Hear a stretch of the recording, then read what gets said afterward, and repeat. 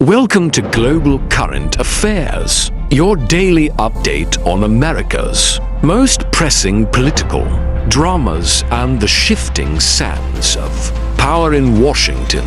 Today, we're diving deep into the escalating government shutdown, exploring the ideological battles raging in Congress and what these dangerous developments mean for the future of the United States and, potentially, the world. It's the 15th day of Americans watching their government grind to a halt. The House has passed a bill to reopen, but the Senate keeps voting it down 10 times now, with almost unanimous Republican backing. Democrats, led by heavyweights Alexandria Ocasio-Cortez and Bernie Sanders, refuse to budge, advocating for major changes they say will fix housing, healthcare, and education crises. But at what cost? Last night, CNN staged a town hall with AOC and Bernie Sanders, billed as a radical sprint for ratings. But what unfolded was more than just liberal spin. It was a showcase of political spectacle as AOC grilled her Republican colleagues over inaction and called the shutdown an unconscionable refusal to work. The crowd watched a familiar narrative: blame, frustration, and demands for direct negotiation.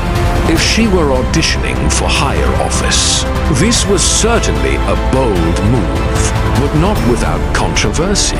In perhaps the most striking exchange, AOC laid down an ultimatum to President Trump and the entire Republican Congress, demanding ink on paper, not iOS or promises, to reopen the government. The tension peaked as questions swirled. Who truly wields power in Washington? And is the president expected to bow to these demands or stand firm in the face of growing pressure from the progressive wing? House Speaker Mike Johnson, speaking with Fox News, called the situation dangerous.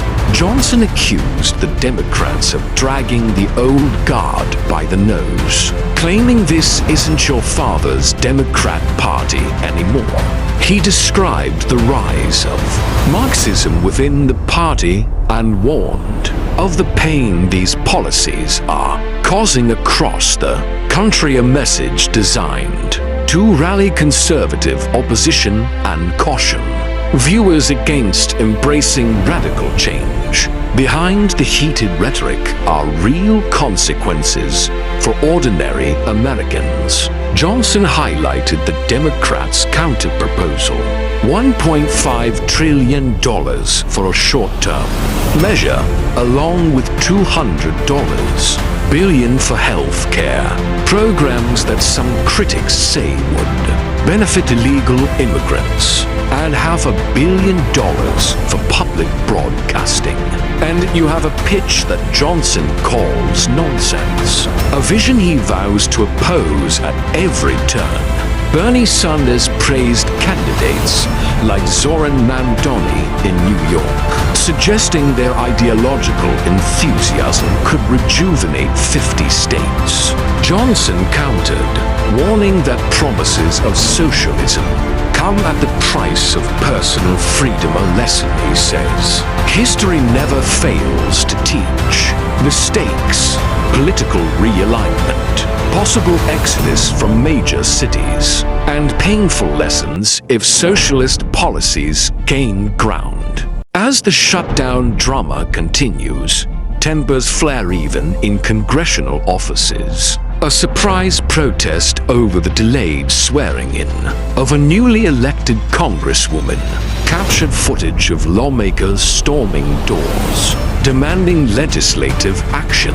Speaker Johnson referenced the Pelosi precedent and said the government would get back to work only when the Democrats were ready to turn the lights back on. So, Will this shutdown end soon? Or are we seeing the beginnings of a deeper, ideological war that could reshape the nation? As Americans feel the squeeze, leadership is put to the test. Stay tuned as we follow every twist, turn, and negotiation. If you found today's analysis insightful, hit subscribe and ring the bell for updates on the latest in US and global politics. Until next time, stay informed, stay engaged.